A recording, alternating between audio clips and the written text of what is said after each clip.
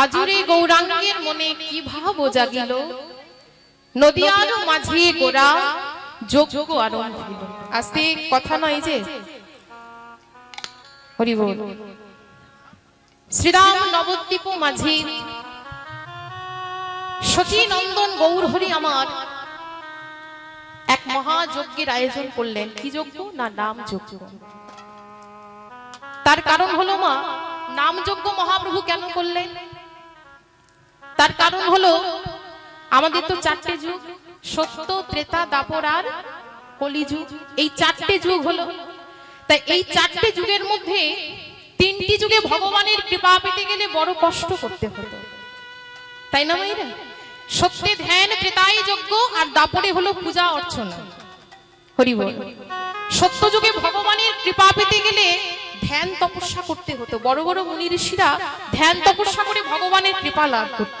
তাহলে সত্য যুগ পেরিয়ে গেল, তারপরে এলো ত্রেতা যুগ। এই ত্রেতা যুগের মানুষেরা ভগবানের কৃপা পেত কেমন ভাবে? সত্যে ধ্যান, ত্রেতায় যজ্ঞ, অর্থাৎ যাগ যজ্ঞ করে। যাগ যজ্ঞ করলে ভগবানের কৃপা পাওয়া যেত। তারপরে এলো দাপর যুগ। এই দাপর যুগের মানুষরা ভগবানের কৃপা পাওয়ার জন্য পূজা অর্চনা করত, তাই পূজা অর্চনার মাধ্যমে ভগবানের কৃপা পেত। কিন্তু এটা হলো কলি যুগ, যেটাকে শ্রেষ্ঠ যুগও বলা হয়। হরি বল। তাই শ্রেষ্ঠ যুগ, এই কলি যুগে ভগবান কিন্তু এই কলির জীবকে বললেন, রে কলির জীব, তোমাদের ধ্যান, যাগ যজ্ঞ, পূজা অর্চনা কোনো কিছু করতে হবে না। আর তাছাড়া মায়েরা, এই কলিযুগের, এই কলিজীবের মধ্যে অত ধৈর্য কিন্তু নেই। আমরা কি পারবো ওই সত্য, ত্রেতা, দাপর যুগে মানুষদের মতো ধ্যান, তপস্যা, যাগ যজ্ঞ করতে? যুগ যুগ ধরে, বছর বছর ধরে তপস্যা করতে, ধ্যান করতে আমরা পারবো? পারবো না।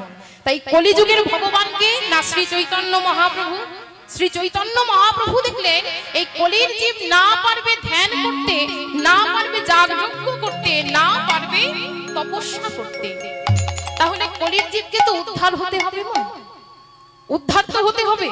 তাই উদ্ধারের একমাত্র পথ কি করলেন? না নাম যজ্ঞ।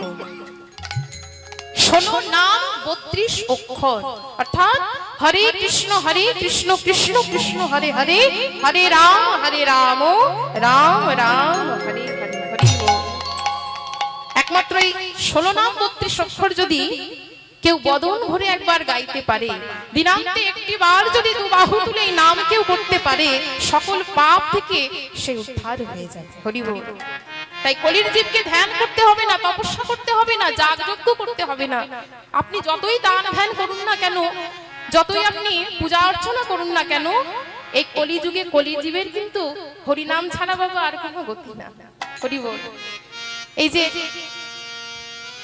এই বাড়ির দাদা ভাই এত কষ্ট করে এত এত মহাযজ্ঞ করছে, এত এত ভক্তের সেবার আয়োজন করছে, দেখুন ভক্তের আশীর্বাদ ছাড়া তো কোনো কাজ সম্পূর্ণ হয় না। তার বাড়িতে এত এত ভক্তের চরণ ধুলি আজ পড়েছে, এটা কিন্তু সে দাদা ভাইয়ের খুব ভাগ্য। ভাগ্যে না থাকলে ভক্তের চরণ ধুলি কখনো পাওয়া যায় না। হরি বল। আর ভক্তের আশীর্বাদ যতক্ষণ না পাওয়া যায়, ভগবানকেও ততক্ষণ কিন্তু পাওয়া যায় না। এটাই গৌর। তা সে দাদা ভাই এত কষ্ট করে সবার দ্বারে ভিক্ষা করে, ভিক্ষা ছাড়া তো কোনো কাজ সম্পূর্ণ হয় না বাবা। তা সবার দ্বারে ভিক্ষা করে এই যে দাদা ভাই এত কষ্ট করে এত সুন্দর একটা হরিবাসর করছে, ভগবানের লীলা রস আপনারা শুনতে পাচ্ছেন, এত এত ভক্তের পদধূলি এই হরিবাসরে পড়েছে, এত এত ভক্তের সেবা তার বাড়িতে হচ্ছে।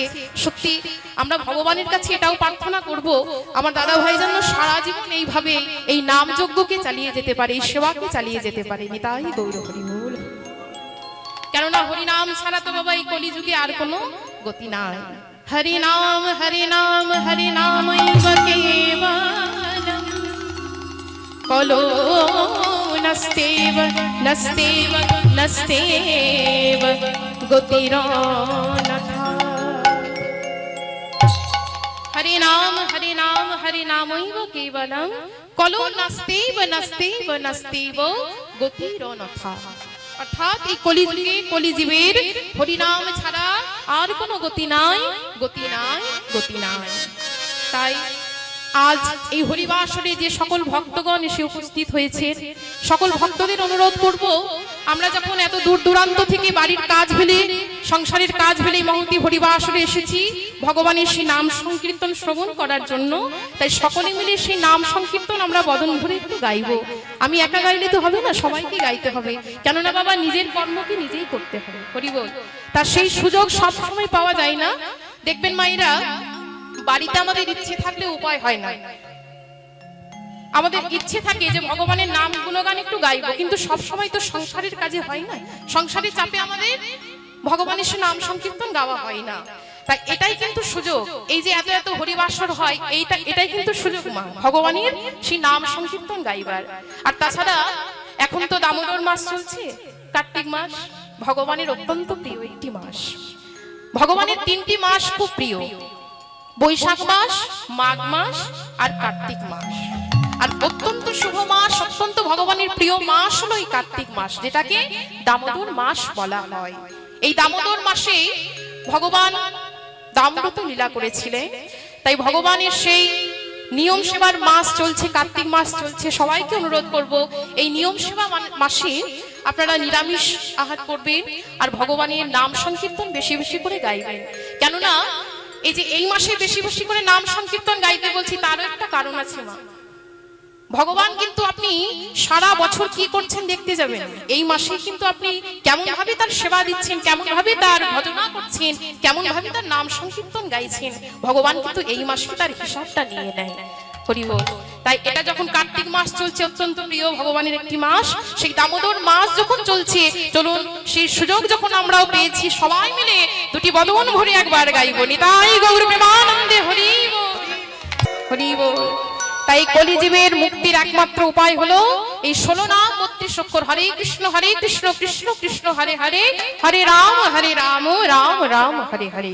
এই মহামন্ত্র যদি সারা দিনে একটি বার কেউ বদন ভরে গাইতে পারে, মহাপ্রভু শ্রী চরণে মন প্রাণ সঁপে দিয়ে তার চরণ ভজনা করতে পারে, ভগবান কিন্তু সেই ভক্তের হয়ে যায়। হরি বল। তাহলে মহাপ্রভু দেখলেন এই কলির জীব না পারবে ধ্যান করতে, না পারবে যাগযজ্ঞ করতে, না পারবে পূজা অর্চনা করতে, তাই মুক্তির সহজ উপায় কি করলেন না হরি নাম, এই মহামন্ত্র নিয়ে এলেন কলির জীবের জন্য। তাই আজ শ্রীরাম নবদ্বীপের মাঝে শচী নন্দন গৌর হরি আমার এক নাম যজ্ঞের আয়োজন করলেন। সেই নাম যজ্ঞের আয়োজন করেছেন মা। এবার নাম যজ্ঞের আয়োজন করে নাম যজ্ঞের নিমন্ত্রণ করবে বলে মহাপ্রভু আমার দাদা নিতাই চাঁদকে ডাক দিলেন। নিত্যানন্দ প্রভুকে ডেকে বলছি, দাদা শোনো দাদা, আমি এক নাম যজ্ঞের আয়োজন করেছি। মহাপ্রভু বলছি, দাদা গো, আমি তো এক নাম যজ্ঞের আয়োজন করেছি, তা তুমি এক কাজ করো দাদা, এই নাম যজ্ঞের নিমন্ত্রণ তুমি সকলের দ্বারে দ্বারে গিয়ে করে দাও। দেখো দাদা, কেউ যেন বাকি থেকে না যায়, কেউ যদি বাকি থেকে যায় সে তো আর উদ্ধার হবে না। যাও দাদা, তুমি প্রত্যেকের দ্বারে দ্বারে গিয়ে এই নাম যজ্ঞের নিমন্ত্রণ করে এসো। হরি বল। তাই দেখুন বাবা, আমার নিতাই চাঁদ কি করেছে না, মহাপ্রভুর কথা মতো প্রত্যেকের দ্বারে দ্বারে গিয়ে প্রভু আমার এই হরি নাম বিলিয়ে দিলেন। এই নাম যজ্ঞের নিমন্ত্রণ সকলের দ্বারে দ্বারে গিয়ে করে দিলেন।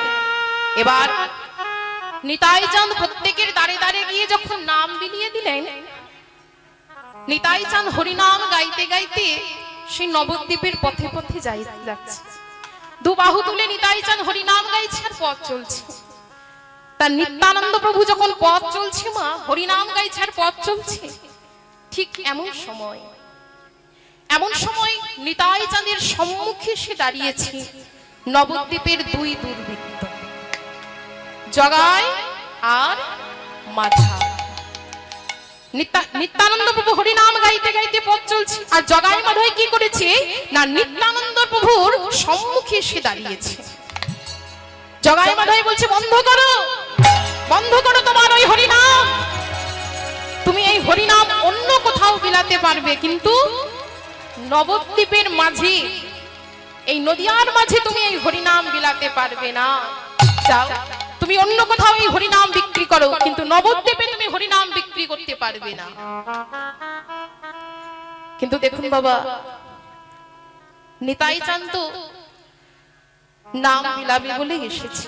আমার মহাপ্রভু তো একা আসেনি বাবা, কেননা মহাপ্রভু জানে কলির জীবকে একা সামলাতে পারবো না। আমরা হলাম কলির পাপীভূত জীব, ভালো কাজে মন কিন্তু আমাদের থাকে না। হরি বল। তাই নিতাই চাঁদকে সাথে করে নিয়ে এলেন নবদ্বীপের মাঝে। নিতাই চাঁদ এলেন কেন? না কলির জীবকে উদ্ধার করবে বলে। তাই নিতাই চাঁদ জগাই মাধাইয়ের হাত দুটি ধরে বলছে, ভাই জগাই, ভাই মাধাই, ওরে তোরা একবার বদন ভরে বল, তোরা একবার বদন ভরে বল হরি না, তোরা একবার বদন ভরে এই হরি নাম গা ভাই।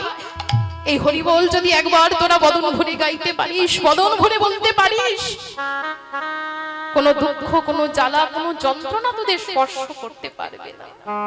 বল ভাই, তোরা অমন করে কেন দাঁড়িয়ে আছিস? বল না, বল না, তোরাও দু বাহু তুলে আমার সাথে বল হরি বল।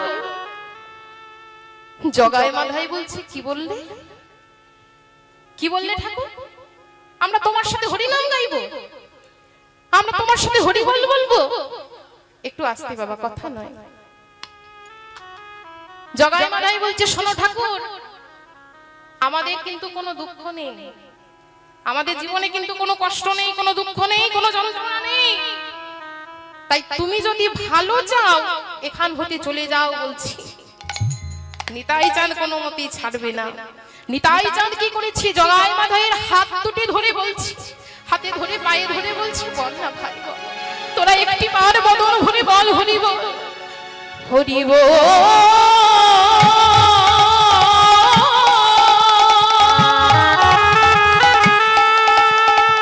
হরি বল,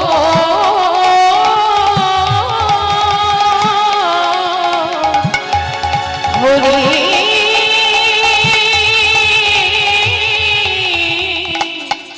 হরি।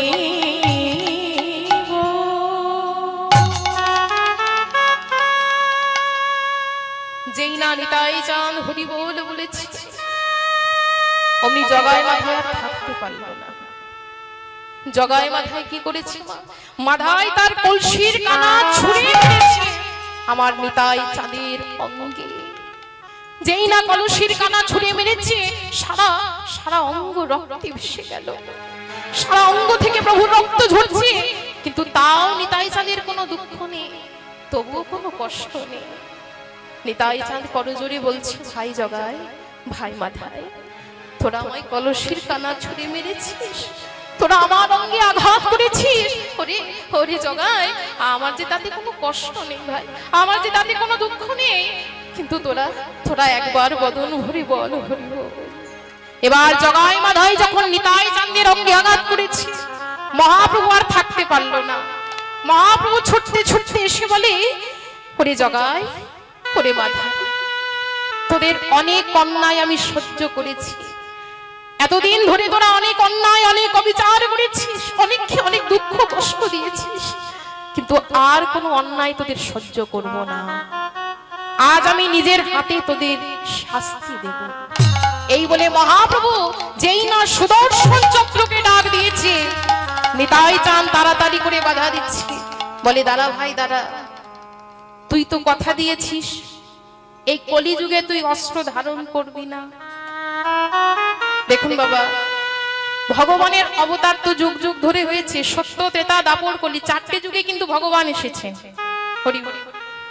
ও মায়েরা, সত্য যুগে নারায়ণ হয়ে এসেছিলেন, ত্রেতা যুগে রাম হয়ে এলেন, দাপরে কৃষ্ণ হয়ে এলেন, আর এই কলিতেই হলেন গৌরাঙ্গ মহাপ্রভু। রাধা কৃষ্ণ দুই তনু এক হয়ে নবদ্বীপের মাঝে এলেন শ্রী চৈতন্য মহাপ্রভু। তার সত্য যুগে যখন ভগবানের অবতার হয়েছিল, নারায়ণ রূপে যখন ভগবান এসেছিল, ভগবান কিন্তু অস্ত্র ধারণ করেছিলেন, প্রভু নারায়ণ কিন্তু অস্ত্র ধারণ করেছেন। আবার ত্রেতা যুগে প্রভু রামচন্দ্র যখন এলেন, প্রভু রামচন্দ্র কিন্তু অস্ত্র ধারণ করলেন। দাপর যুগে ভগবান কৃষ্ণ যখন এলেন, কৃষ্ণ কিন্তু অস্ত্র ধারণ করলেন। কিন্তু মহাপ্রভু এই কলিযুগে অস্ত্র নয়, একমাত্র এই কলির জীবকে উদ্ধার করবে বলে প্রভু আমার নাম অস্ত্র নিয়ে এসেছে। তাই নিতাই চাঁদ বাধা দিয়ে বলছে, ভাই তুই তো কথা দিয়েছিস এই কলিযুগে তুই অস্ত্র ধারণ করবি না, তুই তো কথা দিয়েছিস ভাই যে কলিযুগে তুই অস্ত্র ধারণ করবি না।